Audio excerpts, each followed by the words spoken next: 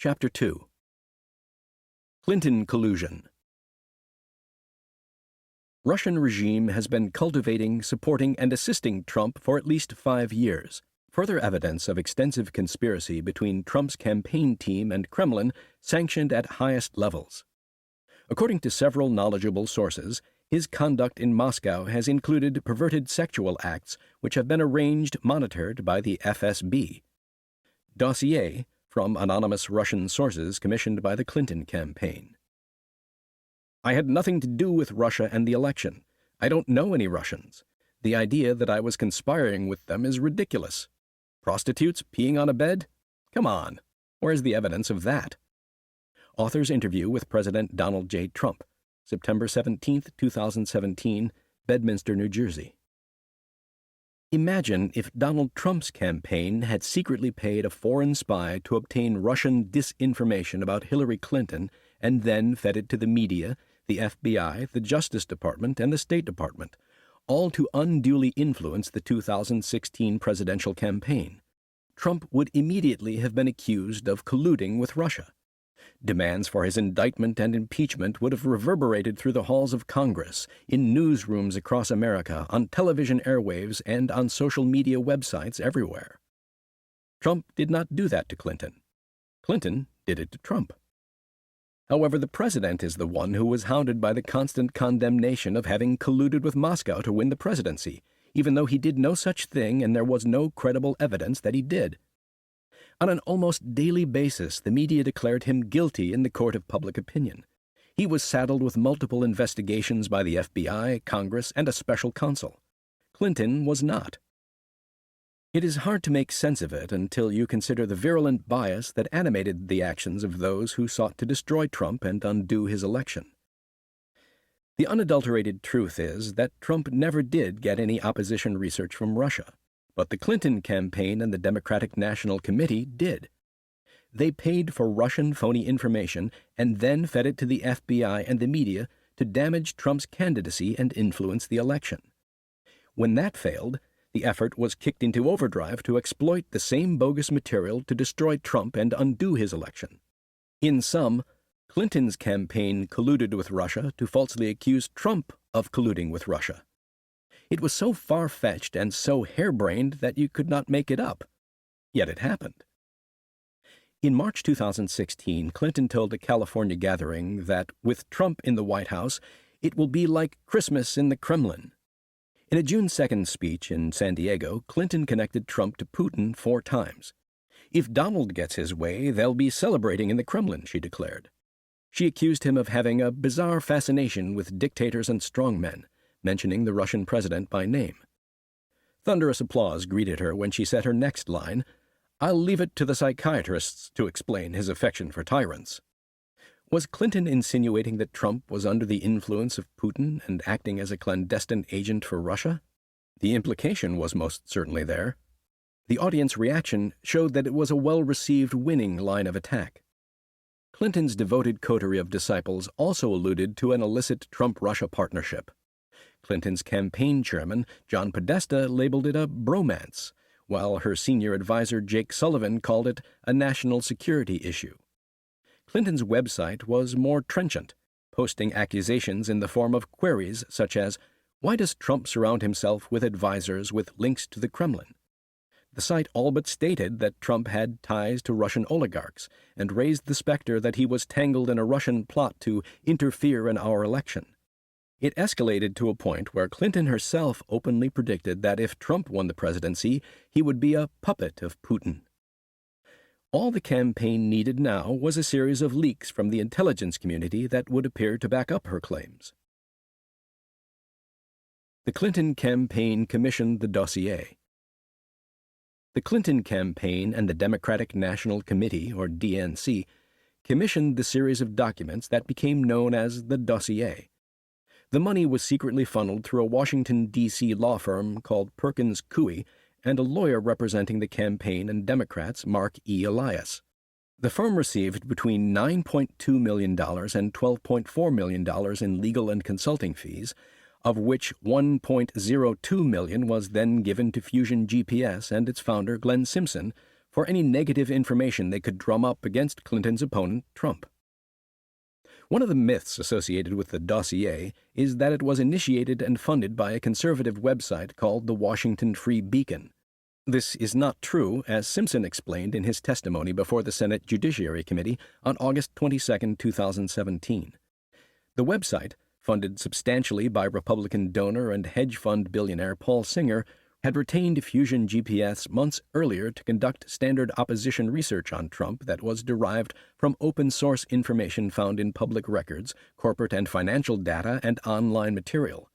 When it became clear that Trump would likely win the GOP nomination, both the conservative funding and Fusion's work against Trump ceased. Only thereafter, when the Clinton campaign and the DNC hired Simpson, did Simpson first contact a former British intelligence service agent by the name of Christopher Steele in London. This sequence of events was also confirmed by the Washington Free Beacon, which stated that its work had ended before Steele produced the dossier. For years, Fusion GPS founder Glenn Simpson had been a reporter for the Wall Street Journal. He had penned several articles about Russian organized crime and other Russia-related subjects.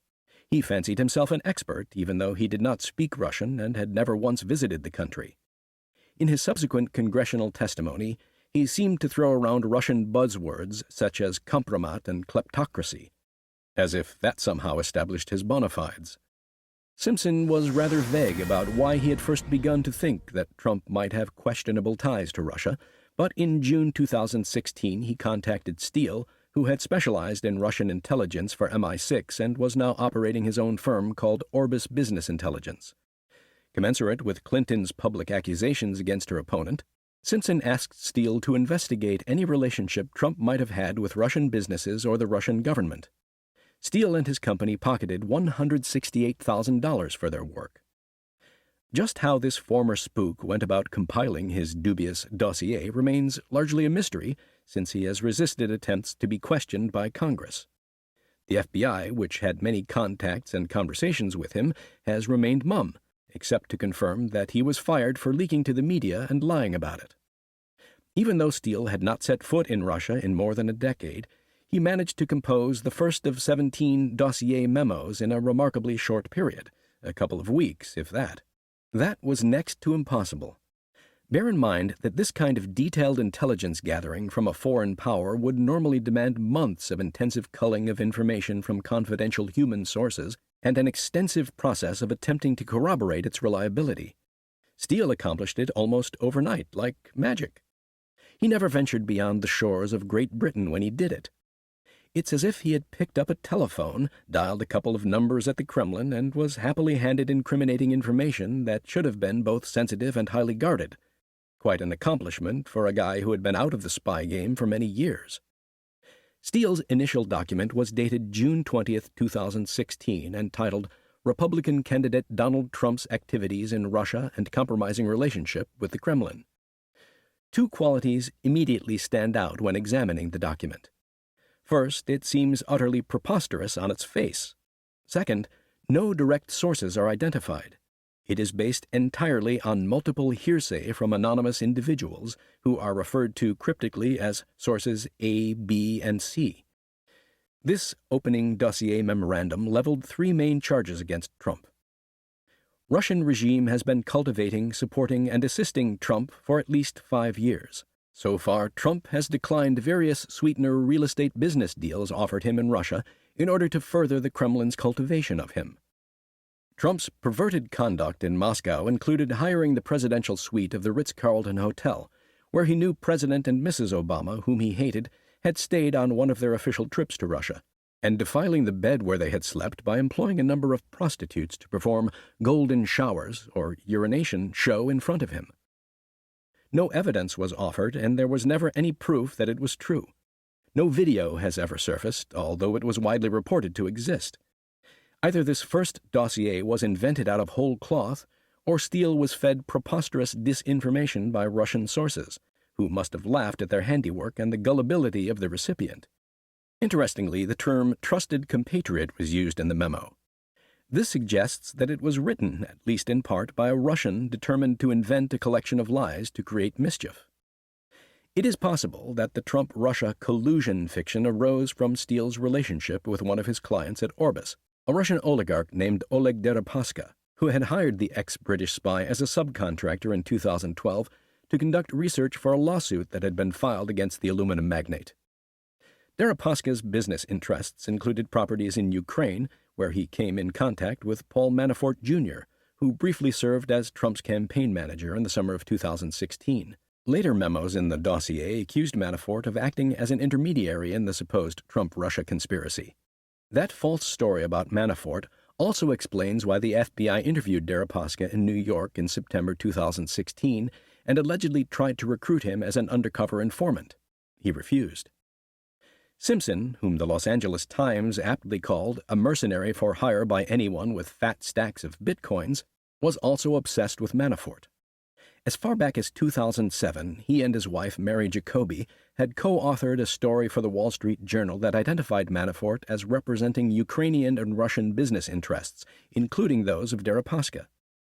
That 9-year-old story bears an odd and striking resemblance to several of the subsequent dossier memos authored by Steele and perhaps Simpson.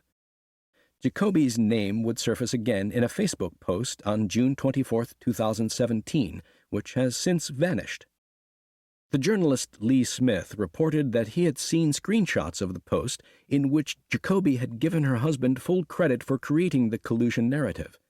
It's come to my attention that some people still don't realize what Glenn's role was in exposing Putin's control of Donald Trump. Let's be clear. Glenn conducted the investigation. Glenn hired Chris Steele. Chris Steele worked for Glenn.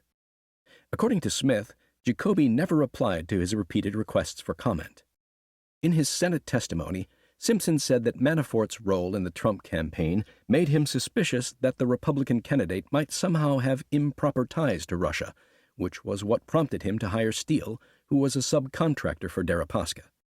If all of this seems rather circular and incestuous, it was. As he was trashing Trump as a suspected agent of the Kremlin by peddling the phony dossier, Simpson was also working on behalf of a Russian real estate firm by the name of Prevazon Holdings, which is operated by an oligarch family with a deep allegiance to Putin. According to Senator Charles Grassley, Republican from Iowa, Simpson's assignment was to discredit a critic of the Russian president through the same kind of salacious opposition research or smear campaign that he employed against Trump. There are public reports that the FBI used the dossier to kickstart its Russia investigation. Did the FBI know that Fusion pitched Russian propaganda for another client as it pushed the dirty Trump dossier? What would that say about the reliability of the information? The evidence is compelling that it was Simpson who was actually colluding with Russia through his surrogate or intermediary Steele, while falsely accusing Trump of doing the same. Moreover, Simpson was not registered as a foreign agent under the Foreign Agents Registration Act, or FARA. But that's not all. Simpson seems to have played a crucial role in the controversial Trump Tower meeting in June 2016 between Russian lawyer Natalia Veselnitskaya and Donald Trump Jr., also attended by several campaign staffers. The lawyer purportedly had negative information on Clinton. However, those who attended the meeting all concurred that she passed no such information along. Simpson, who worked with Veselnitskaya on the Prevazon case, admitted he had met with her immediately before and after the Trump Tower meeting. In an interview with NBC News, Veselnitskaya stated that it was Simpson who had supplied her with supposedly incriminating information about Clinton that was supposed to be passed along to the Trump campaign. In an interview with Fox News, she insisted she had not provided such information. Based on those statements, one can reasonably conclude that the Trump campaign was set up by none other than Simpson and the lawyer. They were baiting a trap for the Trump campaign to make it appear as if they were colluding with Russian officials, as one editorial described it. Simpson denied knowing anything about the meeting, which means that one of them is not telling the truth. This may account for why Simpson later invoked the Fifth Amendment and clammed up. The lightning speed with which Steele collected his anti-Trump fables may be explained in another way. Cold, hard cash might have lubricated the dissemination of disinformation. According to Michael Morrell, who twice served as acting director of the CIA, Steele seems to have accumulated his dubious dossier material from former agents of the FSB, or Federal Security Service, the successor of the KGB, by lining the pockets of intermediaries who, in turn, doled out payments to the supposed sources.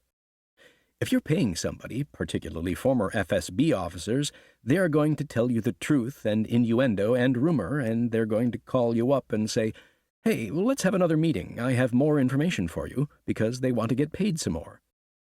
In British court documents, Steele laid bare that his dossier was not worth the paper on which it was written. He readily confessed that the accusations against Trump were unverifiable and derived from limited intelligence. He also called it raw intelligence, meaning it had not been checked for its authenticity. It was so poorly sourced that it was inherently untrustworthy. Further admissions by him cast genuine doubt that any of it reflected so much as a thread of truth. In his videotaped deposition, Steele was even blunter in discrediting his own work. He said his dossier incorporated what he had thought was a story on CNN's website, not realizing that it was nothing more than any random person posting things on the Internet. He conceded that he had been trolling the Internet for information to insert into his dossier. He dismissed it as research for a private company, not verified or reliable information. In other words, his anti-Trump memos were uncorroborated junk. Steele's former boss at MI6, Sir John Scarlett, appears to have been quite aware that his one-time agent had composed a dodgy document that would never meet the standards of credible intelligence. Scarlett rejected it as unverified and overrated, nothing more than a commercial enterprise to make money. When asked what working with Steele had been like, all that was offered was the curt reply, "I'm not going to comment." His silence spoke volumes. Others who worked with Steele were caustic and unkind in their assessments of both his skill and intelligence. The current head of MI6 is said to be livid at Steele for causing worldwide embarrassment to British Secret Services. A congressional investigation found that Clinton associates were also feeding Steele bogus information as he compiled his dossier. One of the more salacious allegations he described as 50-50 in its validity. It appeared to have come from a Belarusian-born American businessman named Sergei Milyan, who was regarded by Simpson as a big talker. In a veiled reference to the partisan motivations behind his report, Steele cautioned that its content must be critically viewed in light of the purpose for and circumstances in which the information was collected. In plain language, it was an untruthful political attack intended to vilify an opposing candidate, Donald Trump. As for Simpson, he grudgingly admitted in his congressional testimony that he had taken no steps to vet or verify any of the contents of the dossier, or even ask Steele about its veracity. He had accepted it on blind faith because, as he explained, Steele was the Russian expert, and he trusted his competence.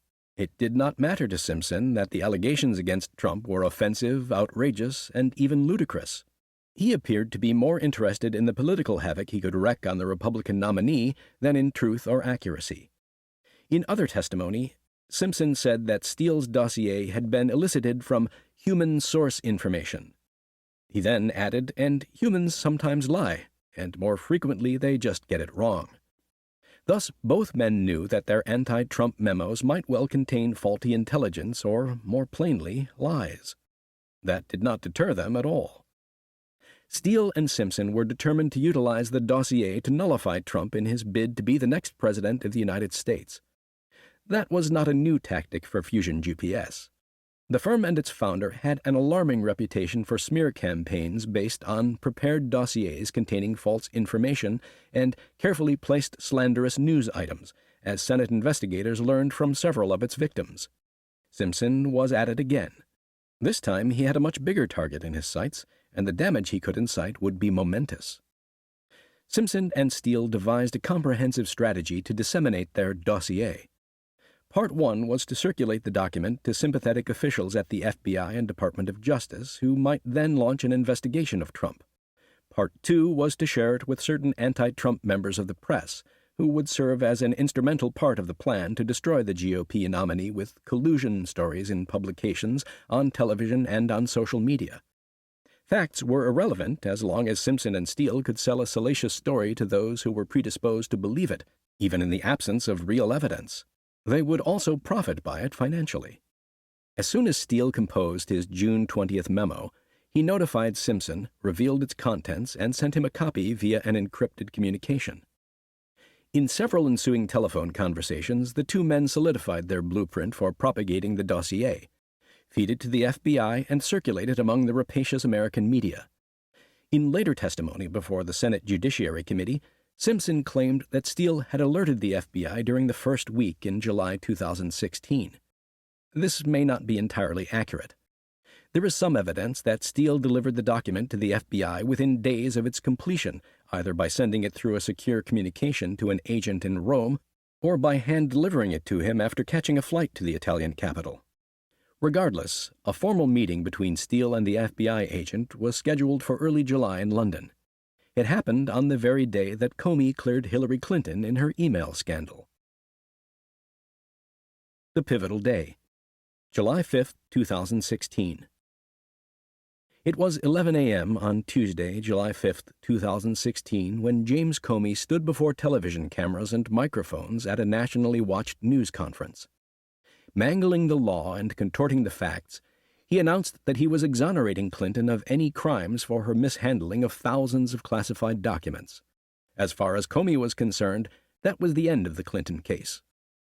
While Comey was speaking, Americans had no idea that crucial steps were being taken to simultaneously convert the FBI's immense power and investigative resources from one presidential candidate to the other. As the Clinton case concluded, the Trump case was just beginning. Had Americans known, they would have been both bewildered and outraged that such a Machiavellian dynamic was unfolding on two continents concurrently. Some 3,660 miles away from Washington, D.C., Comey's FBI was meeting at Orbis headquarters for the first time with Steele since he had composed his initial dossier memo dated June 20, 2016. The agent, identified as Michael Gaeta, had flown to London from Rome, where he was an attaché at the U.S. Embassy. Victoria Nuland, a top Obama State Department official, authorized the meeting, although FBI headquarters would certainly have been well aware of it. During the encounter, Steele conveyed the contents of his initial dossier to Gaeta, as well as other unsubstantiated allegations against Trump that Steele had been preparing for 4 additional July memos. Gaeta then passed the information to Nuland, who delivered it to the FBI. Those memos were equally outrageous in their accusations and, as before, derived from either fictitious Russian sources or unreliable multiple hearsay. Trump associates Paul Manafort and Carter Page were intermediaries in the Trump-Russia conspiracy to influence the presidential election. Page held secret meetings in Moscow with top Kremlin officials and promised to have Trump lift sanctions against Russia in exchange for a 19% stake in the oil company Rosneft, further detailed in a later dossier memo. Trump and senior members of his campaign were involved in the hacking by Russia of Democratic National Committee or DNC emails then published by WikiLeaks. Michael Cohen, Trump's lawyer, held secret discussions with Kremlin representatives in Prague. Instead of consummating real estate deals in Russia, Trump had had to settle for the use of extensive sexual services there from local prostitutes rather than business success. An intelligence exchange had been running between the Trump team and the Kremlin for at least 8 years. All of those accusations were little more than fantasy. Each of them could be disproved had the FBI investigated at the outset. Page had not held secret meetings in Moscow. No evidence surfaced to the contrary. He had traveled there to deliver a speech at the new economic school where Barack Obama had given a speech years earlier. Page's address was well publicized in advance, which is likely how Steele and Simpson gained their information, from newspapers and or the Internet. Similar